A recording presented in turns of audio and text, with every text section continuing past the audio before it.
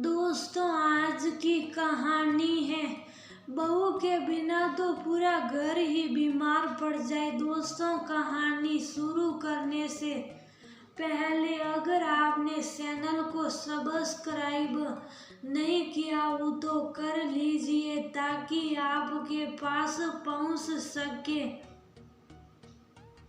हर नया वीडियो। भाभी, आपको एक बात बताता हूँ। पता है कल ऑफिस में क्या हुआ?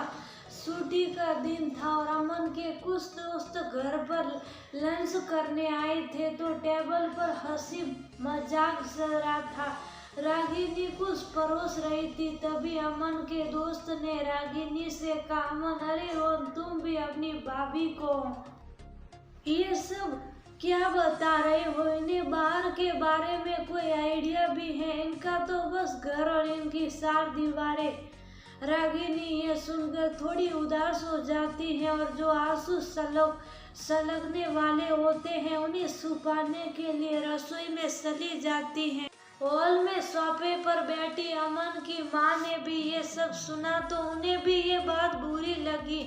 रागिनी रसोई में काम करते करते ये सोच रही थी कि शादी के पहले वो भी तो काम करती थी, शादी के बाद शहर और नौकरी दोनों छोड़नी पड़ी। आखिर सभी औरतें तो ऐसा ही करती हैं। खैर, उस दिन की बात को भूलकर रागिनी अपने रोज के कामों में लग जाती है। रागिनी को एक दिन उसके पापा का फोन आता है और उसकी माँ की तबीयत अचानक बहुत बिगड़ जाने की वजह से उसे अपने मायके जाना पड़ता है। रागिनी यूं अकेले आज पहली बार अपने मायके गई थी, वरना तो हर बार बच्चे साथ ही जाते थे। रागिनी के जाने के बाद उनका बड़ा बेटा मितेश बोला, पापा, कल स्कूल में पेरेंट्स टीचर मीटिंग है।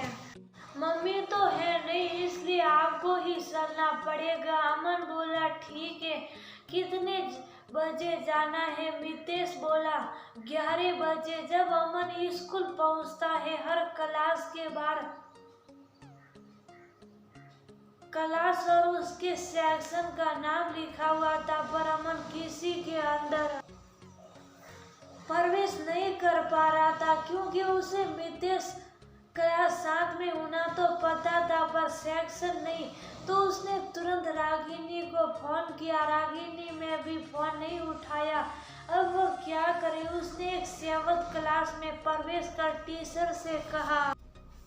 अमन बोला, मैं मितेश कपूर का पापा हूँ, वो मुझे उसका सेक्शन नहीं पता। टीचर बोला, हाँ, वह सेक्शन C में है, आप बंगल वाले कमरे में जाइए। अमन को बहुत बुरा लगा ये सोच कर कि टीचर क्या सोचेगी, मुझे अपने बेटे का सेक्शन भी नहीं पता। सब निपटा कर अमन घर आता है तो उसकी माँ कहती है, बेटा, मेरी दवाइयाँ खत्म हो गई हैं, कल ला देना। अमन बोला, माँ, दवाइयों का पैकेट तो है ना? क्योंकि मुझे नहीं पता कौन सी दवाइयाँ लानी है।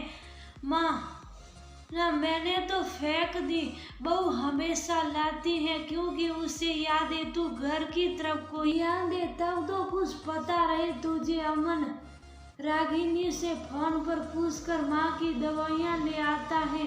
फिर एक दिन उनकी छोटी बेटी रूसी कहती है। रूसी बोली, पापा, मेरा ये प्रोजेक्ट कल ही सबमिट करना, आप बना दोगे? अमन बोला, ये क्या बेटा, कल सबमिट करना? आज और आज कह रही हो और मुझे ये सब बनाना भी नहीं आता। रूसी बोली, मम्मी तो ऐसा कभी नहीं कहती, उन्हें जब कहूँ तभी बना देती है और वह प्रोजेक्ट पूरे क्लास में हरदम फर्स्ट आता है। पता नहीं ये सब इस बार कैसे होगा? पापा, प्लीज मम्मी को बुला लो ना। सास बोली, देखा बेटा, उस दिन जब तुमने अपने दोस्तों से कहा था कि ये बाहर के बारे में क्या जानती है, अगर यही बात वो कहे तुझे घर के बारे में क्या पता, तो पलड़ा उसका ही भारी होगा। अमन भी सोच रहा था, सच में घर की औरतों के बिना घर चलाना उतना ही मुश्किल है